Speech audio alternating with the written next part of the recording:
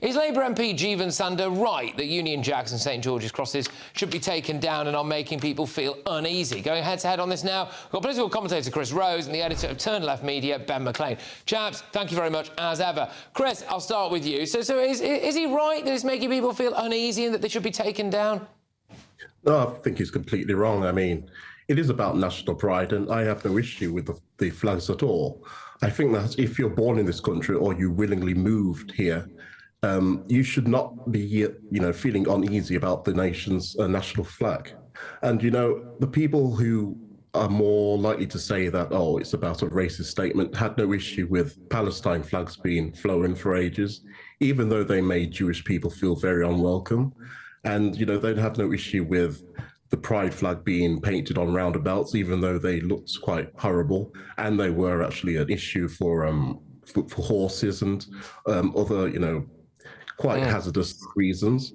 So the British flag being put on roundabouts, I think is quite nice as well. And, the displays, they look and, they give a sense of, this is Britain. And it does give off a sense of pride that hasn't been in the UK for some time. And I don't really get a sense of, making someone like me feel unwelcome. I feel part of it. I feel very welcome in this country, seeing the flags on display, and I think they should be flown even more. So I disagree with the Labour MP completely, and I've never seen him raise any concerns over, Palestine flags or pride flags. It's just the nation's flag all of a sudden that makes people feel uneasy that he claims. And I strongly disagree.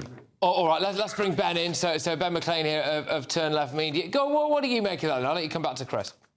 Yeah, thanks for having me on. First of all, good to see you again. Cheers, mate. So yeah, my whole thing is don't be weird about it, right? A normal sort of healthy relationship with our flag is like a normal healthy relationship with food, right?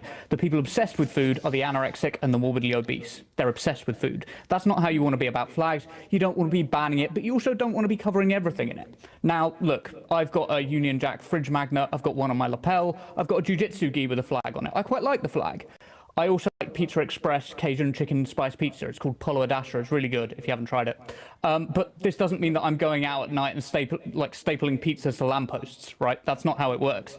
Like, if the idea of some tattered flags being taken down sort of offends you, you might just need to get out more. You're kind of being a bit weird about it. And the people stapling them to lampposts are just being a bit strange. Like, that's my take on it. OK, well, Chris, come back to this. So actually, what, it would be seen as weird if you want to keep the flags up, I suppose? Not at all. I mean, when I visited other countries, there's been, a lot of flags on display. I've always thought for years that in Britain it looks a bit, empty with flags. I think they should be displayed a lot more, and I don't think it's particularly weird or strange to want to see more of them put up. I think, as I say, there's issues with maintenance. I think if people want to do them, they can also, change the flags every month or so, and that'd be no issue. I mean, from the displays I've seen, they don't look over the top. I think the more the better, and frankly. That's how I think about it. Ben, is the reality which our friend in the Labour Party there was perhaps willfully ignoring, or maybe hadn't thought of, was that actually people are just genuinely very fed up? So it's not just about illegal immigration. They've also seen various different things, as though, for example, prioritising Mauritius over Chagos. There's some recent developments which we're going to talk about where it seems like we've been much more favourable towards China than we have to our own national security. So hoisting the British flag or the English flag or even the Welsh flag or whatever it is, actually is a statement to say, hang on a minute, your priorities should be Britain and British people. And for Labour to come out and say otherwise makes them look as though they're not necessarily on the side of Brits. Well, yeah, I do think that there's some truth to the idea that Labour and the Labour Party, the Conservative Party and Reform aren't on the side of Brits. They're on the side of millionaires and billionaires. I think that's what drives people's anger more than anything, whether they sort of get it or not. I just wanted to respond to the whole how many asylum seekers are millionaires, comparison. And it seems like they're quite on the side of them.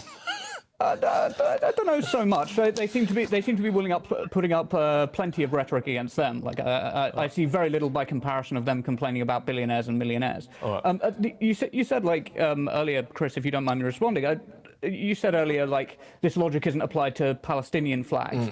Well, the thing is, no one's saying you can't fly the Union flag either. It's just our national flag, and we should give it the respect of, like, making it look good, but not covering everything in it, right? Because I think when you plaster it on everything, it makes people lose respect for it. It kind of cheapens it. If you fly the flag, right, it should be well mounted, clean, durable, But that's not what's going on with the Palestinian flag, is it?